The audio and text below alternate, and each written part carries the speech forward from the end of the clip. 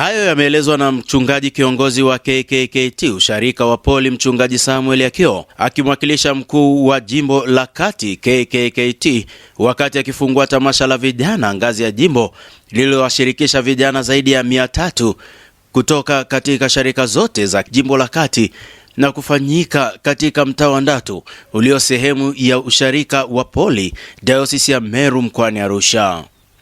Amesema kuwa kanisa na taifa linawategemea vijana katika kuleta maendeleo endelevu katika jamii.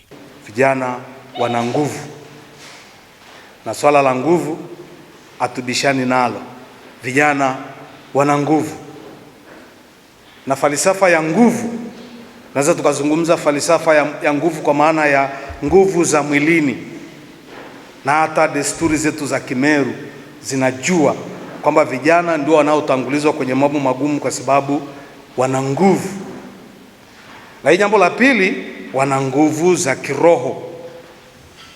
Tusoma katika Biblia, tuna vijana wengi, Biblia imeandika kuhusu vijana wengi ambao walimtegemea Mungu, kwa hiyo wakajengwa katika msingi wa kuwa na nguvu za kiroho. Na jambo lingine, neno la Mungu linakaa ndani yao, yaani ndani yao manake kwenye mioyo yao, wamejenga urafiki na neno la Mungu. Mchungaji mshauri wa vijana KKKT jimbo la kati, mchungaji Francis Yakio, amesema lengo la vijana hao kukutana ni kubadilishana uzoefu na kupata mafundisho mbalimbali ili kujitambua, huku mnenaji katika tamasha hilo mchungaji Israel Mbise kutoka usharika Uwanjani akiwasisitiza vijana kujiamini na kutambua thamani yao katika jamii. Tumekuwa na vijana zaidi ya 300 ambao wamepata mafundisho, na mada ilikuwa kujitambua. Uhusiano na Mungu unapokuwa mzuri, wanakuwa na maendeleo kiuchumi, wanakuwa na maendeleo kiafya, wanakuwa na maendeleo kielimu, na kote huko mwezeshaji amepita.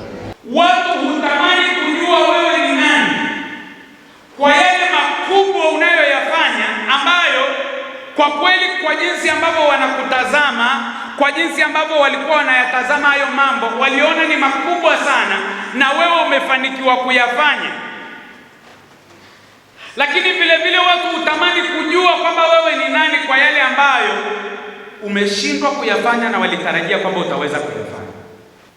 Nataka nikwambie kwa kifupi, wewe ni roho unayeishi ndani ya mwili na unayo nafsi, na hiyo nafsi inakusaidia katika kuwasiliana kati ya ulimwengu wa roho na ulimwengu wa damu na nyama. Mwenyekiti wa vijana KKKT jimbo la kati, Hezron Fichaeli, ameeleza kuwa mbali na vijana wa KKKT kushiriki kwa wingi, pia wamealika vijana kutoka madhehebu mengine, huku baadhi ya vijana walioshiriki akiwemo Victor Palanjo na Upendo Matias wakieleza maono yao mara baada ya kushiriki tamasha hilo. Imekuwa inawanyanyua vijana wengi kutoka sharika mbalimbali, lakini pia tamasha hili tumewaalika vijana wa madhehebu mengine tofauti. Namshukuru sana Mungu kwa ajili ya kutuwezesha kwenye tamasha hili siku hii ya leo. Katika leo tamasha la vijana nimeweza kujifunza vitu vingi na nitaenda kuvifanyia kazi. Nimejifunza kujitambua mimi ni nani katika jamii na natakiwa nifanye nini ili kutimiza wajibu wangu.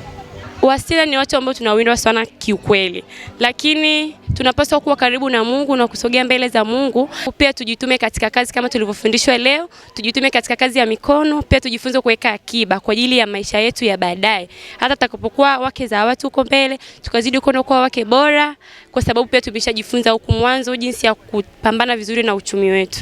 Ni vijana wa sharika 13 katika jimbo hili la kati, Diocese ya Meru, wamekutana hapa kwa kujifunza mambo mbalimbali, ikiwa ni pamoja na yale yanayoshiki roho na kimwili.